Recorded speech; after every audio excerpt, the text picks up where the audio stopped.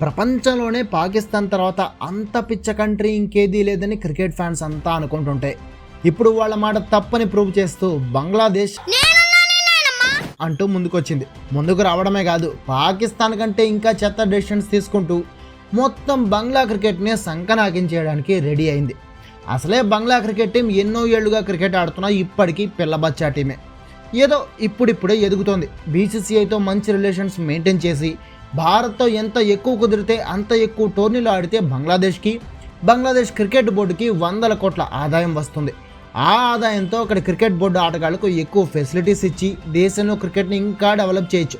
కానీ ఇవేమీ బంగ్లాదేశ్ లాంటి మూర్ఖపు కంట్రీకి పట్టవు కదా. బీసీసీఐతో గొడవ పెట్టుకుంటే ఏం జరుగుతుందో ఒక పక్క పాకిస్తాన్ లాంటి పెద్ద ఎగ్జాంపుల్ ప్రపంచానికి కనిపిస్తున్న మూర్ఖపు బంగ్లాగాళ్ళు మాత్రం భారత్తోనే కయ్యానికి కాలు దువ్వుతున్నారు. ఒకప్పుడు పాకిస్తాన్ కూడా ఇలాగే భారత్తో కాలు దువ్వి ఇప్పుడు క్రికెట్లో అట్టడుగు స్థాయికి పడిపోయింది. అక్కడి ఆటగాళ్లకు హెయిర్ డ్రైయర్లు, మిక్సీలు గిఫ్ట్గా ఇచ్చుకోవాల్సిన దుస్థితికి దిగజారిపోయారు వాళ్ళంతా పాపం.